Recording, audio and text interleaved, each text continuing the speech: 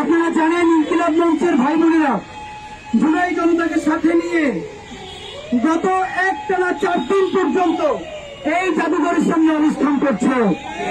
আমাদের 5 দফার প্রথম দফা ছিল সমস্ত ধর্ষকদের বিচার নিশ্চিত করার জন্য অতি দ্রুত বিচার ট্রাইব্যুনাল করতে হবে। শাপলা, পিলখানা এবং জুলাই গণহত্যার দৃশ্যমান বিচার শুরু করতে হবে। যারা ফ্যাসিবাদ কায়েম করে বাংলাদেশ ধ্বংস করেছে সেই শাহবাগ ফ্যাসিবাদদের ধরে বিচার করতে হবে। আমরা এরকম 5 দফা দিয়েছিলাম। আপনারা জানেন ইতিমধ্যে প্রতিদিন শাহবাগে, বাংলা মোটরে, নামে বেনামে বিভিন্ন সমাবেশ এর নাম দিয়ে যমুনামুখী যাওয়ার নাম করে বাংলাদেশকে অস্থিতিশীল করার জন্য আমরা পেরেছি আওয়ামী লীগের পাচার হওয়া হাজার হাজার কোটি টাকা ফান্ডিং করে এই সব পুরস্কার দেওয়া হচ্ছে। জাতিসংঘের মহাসচিব যখন বাংলাদেশে আছেন তখন বাংলাদেশকে একটু অস্থিতিশীল রাষ্ট্র দেখানোর পায়ে তারা চলছে। বন্ধুরা আমার, আমরা যেই দাবি করেছি আমাদের প্রত্যেকটা দাবির সাথে আপনার জনসাধারণ একাত্মতা প্রকাশ করেছে। আপনারা জানেন এই জায়গাটায় রোদ্রের মধ্যে 24 ঘন্টা ইফতার মিটিং আমরা করেছি। এই 5 দফা দাবি থেকে আমরা সরে আসবো না।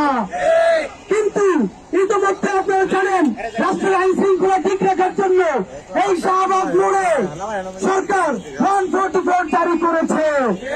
তারা আমাদেরকে এসে যখন বলেছে এখানে থাকা যাবে না, আমরা তাদেরকে অনুরোধ করেছি যে আমরা এই জাদুঘরের সামনে থেকে আর কোথাও মুভ করবো না।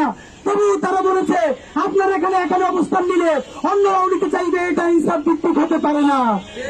আমরা বলেছি যেহেতু 15 তারিখ পর্যন্ত এই বদমাইশদের একটি ষড়যন্ত্র আছে, অন্তত 15 তারিখ পর্যন্ত আমাদেরকে থাকার অনুমতি দিতে হবে।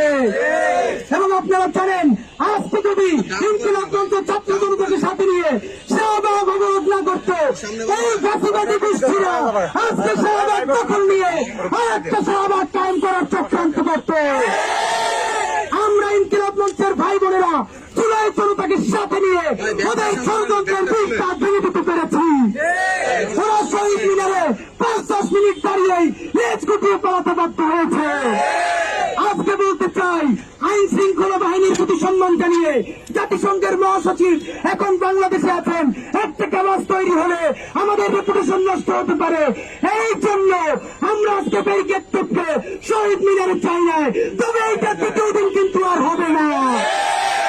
তোমরা ঢাকার যেই জায়গায় ষড়যন্ত্রের জন্য তারা ইনকিলাব মঞ্চ ছাত্র জনতাকে সাথে নিয়ে সেইখানে তোমাদের গুরুত্ব প্রতিরোধ করে তুলবে। ভাই আমার, আমাদের 5 দফাকে প্রিসাইজ করে আমরা এখন নিয়ে এসেছি। আমাদের প্রথম দফা জুলাই, শাপলা ও পিলখানার অতি দ্রুত বিচার শুরু করতে হবে এবং গণহত্যার দায়ে খুনি আওয়ামী লীগকে অতি দ্রুত নিষিদ্ধ করতে হবে। এই 2 দফাকে সামনে রেখে আমাদের নতুন লড়াই আজকে ঘোষণা করছি। বন্ধুরা, আজকে থেকে আগামী 1 মাস আমরা প্রতিদিন লিফলেট তৈরি করব, আমরা গণস্বাক্ষর কর্মসূচি করব। লক্ষ লক্ষ মানুষের গণস্বাক্ষর আমরা এই 2 দফা দাবিতে আমরা সংগ্রহ করে আগামী 25 এপ্রিল শুক্রবার দুপুর বিকাল 3 ঘটিকায় শাহবাগ মোড়ে আওয়ামী লীগকে নিষিদ্ধের দাবিতে এবং জুলাই, শাপলা ও পিলখানার বিচারের দাবিতে শহীদী সমাবেশ ঘোষণা করছি। এই সমাবেশে উপস্থিত থাকবেন জুলাই শহীদের বাবা মায়েরা, এই সমাবেশে উপস্থিত থাকবেন শাপলার শহীদের বাবা মায়েরা, এই সমাবেশে উপস্থিত থাকবেন পিলখানা শহীদের সন্তানেরা। বন্ধুরা আমার, আগামী 25 এপ্রিল শুক্রবার বিকাল 3টায় শাহবাগে শহীদী সমাবেশে আওয়ামী লীগকে নিষিদ্ধ করেই তবেই আমরা বাড়িতে ফিরবো ইনশাআল্লাহ।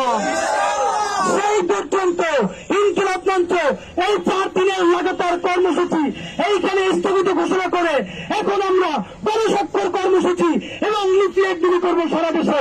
সেই পর্যন্ত আপনারা আমাদের সাথে থাকবেন। বাংলাদেশ জিন্দাবাদ, ইনকিলাব জিন্দাবাদ।